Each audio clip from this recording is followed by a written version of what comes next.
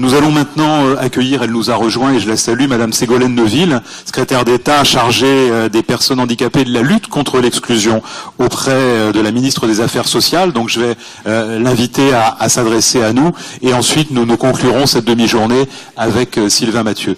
Madame la ministre.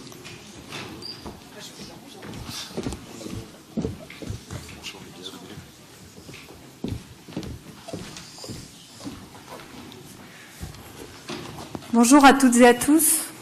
Alors, je voudrais d'abord, avant toute chose, excuser Marisol Touraine, ministre des Affaires sociales, de la Santé et des droits des femmes, qui aurait vraiment souhaité être là aujourd'hui, parmi vous, mais elle a été appelée à Bruxelles de façon un petit peu impromptue pour une réunion sur le virus Ebola avec les autres ministres européens. Et je pense que vous comprendrez l'urgence de la situation. Alors, c'est vrai que le sujet que vous abordez aujourd'hui est un sujet qui est très interministériel, puisque ça concerne à la fois la ministre de la Santé, puisqu'il s'agit de santé mentale, mais cela concerne aussi la ministre du Logement et de l'Hébergement, Sylvia Pinel, et puis cela me concerne aussi, puisque je m'occupe de lutte contre l'exclusion, et donc l'ensemble, finalement, du gouvernement est très intéressé par le sujet, et je remercie d'ailleurs la DIAL d'avoir organisé cette manifestation. Alors, les liens entre pathologie mentale et grande précarité sont régulièrement évoqués. Je dis maladie mentale, mais désormais on dit handicap psychique, alors il est difficile de s'exprimer sur ce thème. Ce qui est sûr, c'est que c'est un cercle vicieux et que, d'ailleurs, les quelques résultats que j'ai pu voir le montrent.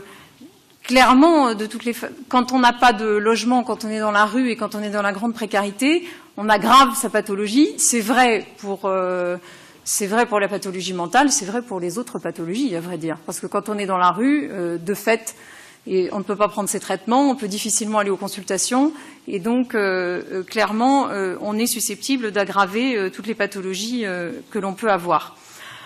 Alors, c'est vrai qu'il y a des dispositifs existants, et donc il y a un bras dans votre étude où il y a l'utilisation des dispositifs existants, à la fois des équipes mobiles de psychiatrie, il y a toutes sortes d'expérimentations locales qui se font également, mais qui ne font pas forcément l'objet d'évaluations très précises.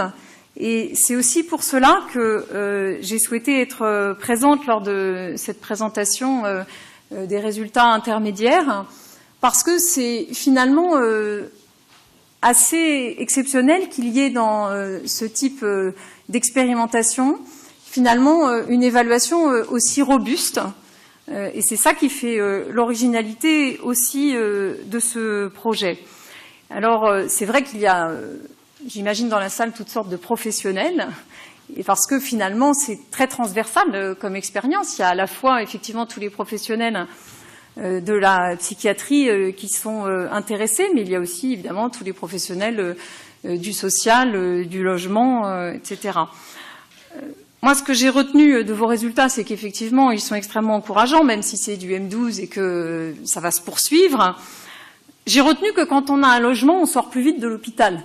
Bon, il me semblait que c'était quelque chose qu'on pouvait effectivement imaginer, puisque de fait, c'est plus facile de faire sortir quelqu'un de l'hôpital quand on sait où il va aller. Et donc, mais c'est bien de pouvoir le montrer par des études, parce que de cette façon-là, on pourra montrer que quand les gens ont un logement, on peut aussi améliorer la performance des hôpitaux en termes de T2A. Alors je sais qu'en psychiatrie, vous n'êtes pas forcément concernés, mais quand même, je le souligne, puisque c'est ce que votre étude montre. Et on constate aussi que quand on a un logement, finalement, on se sent mieux globalement. Donc ça, je pense que... Alors, j'ai l'air de le dire sur le thème de la plaisanterie, mais c'est extrêmement important. Parce que, finalement, il y a trop de préjugés dans notre pays qui peuvent laisser penser que, finalement, les gens qui sont dans la grande exclusion, la grande précarité, et qui sont comme ceux que vous avez présentés depuis plusieurs années, finalement, à la rue, eh bien, il y a trop de gens qui peuvent prétendre et laisser croire que finalement ça serait leur volonté, qu'ils souhaitent vivre de cette façon-là, que c'est parce que ce sont des marginaux, etc., etc. Et finalement, eh bien, quand on leur permet par ce dispositif d'avoir un logement, on voit bien que déjà ils l'acceptent. Alors, ce que j'ai pas vu dans votre étude, vous l'avez peut-être présenté au début, c'est est-ce qu'il y a eu des refus d'inclusion?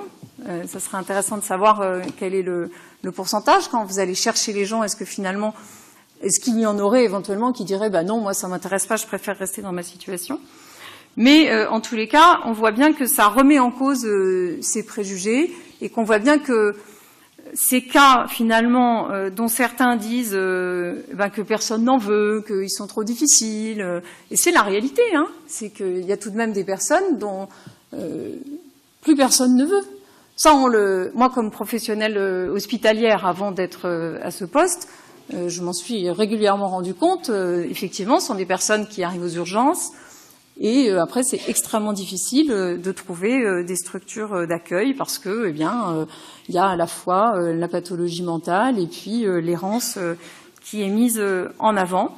Eh bien, on voit bien que finalement, ces personnes-là, on peut leur trouver des solutions à condition de mettre en place ce type de dispositif où tout le monde est mobilisé et où tout le monde finalement remplit son rôle, c'est-à-dire que les médecins s'occupent de la pathologie, les professionnels du social accompagnent et les professionnels du logement cherchent un logement. Et puis les droits sociaux aussi sont retrouvés, puisqu'on sait bien aussi que pour la plupart de ces personnes, ils n'ont pas leur accès aux droits parce qu'ils n'ont plus de domiciliation depuis bien longtemps. Donc, bien évidemment, ils n'ont plus aucune allocation. Et on voit bien que si on remet en route tout le système, eh bien, on peut donc les sortir de ces situations dramatiques. Donc, pour résumer, moi, je suis très contente d'avoir assisté à cette présentation et de ne pas être venue simplement pour faire un petit mot de clôture, parce que ça redonne, je crois, en tout cas moi, ça redonne du sens à mon action, et ça montre bien que quand finalement on fait correctement les choses, eh ben, on peut obtenir des résultats qui pour certains peuvent paraître miraculeux, qui en fait sont juste les résultats que l'on doit obtenir quand professionnellement on fait correctement son travail et avec les moyens qu'il faut, évidemment. Donc cette expérimentation, vous l'avez dit, elle coûte cher, mais je crois qu'elle coûte cher aussi parce qu'il y a toute l'évaluation qui va avec, qui coûte forcément.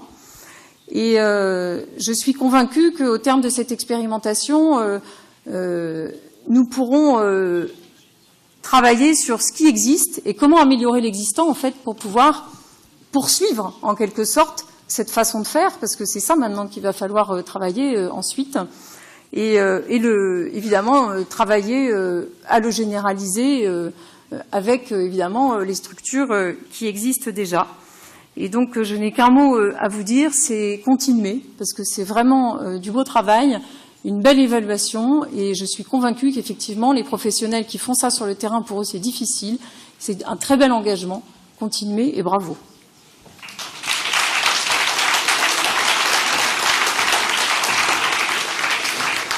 Merci Mesdames les ministres. Sylvain Mathieu, délégué interministériel à l'hébergement et au logement, pour ponctuer cette première demi-journée de nos échanges.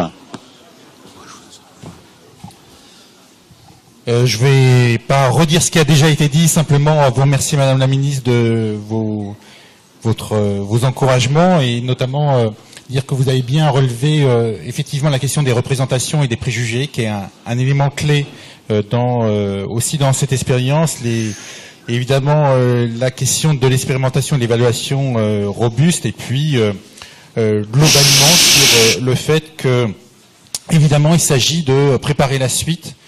Il faut laisser le temps à l'étude pour aller jusqu'au bout, mais vous avez évoqué les coûts de cette expérimentation, mais on voit aussi à travers les quelques résultats auxquels vous avez pu assister que les coûts globaux, eux, ils s'analysent également en termes d'intérêt économique, et l'intérêt de cette expérimentation, c'est d'avoir cette approche globale, et c'est vraiment notre souhait le plus cher. Alors, juste pour vous dire que je remercie évidemment l'ensemble des intervenants qui ont été à la question et qui ont pu répondre avec la salle. Vous dire que Demain, il y aura une nouvelle journée. Elle commence à 9h. C'est au Sénat. Préparez vos cartes d'identité. On ne rentre pas comme ça au Sénat comme à la maison des métallos. C'est pas la même chose. Et puis vous remercier toutes et tous qui êtes venus de Paris, de l'Île-de-France et de province, et voire même de l'étranger, pour nous encourager, assister à ces premiers résultats. Et je vous dis donc à demain pour la suite, comme le merveilleux film auquel on assistait, qui était la saison 3.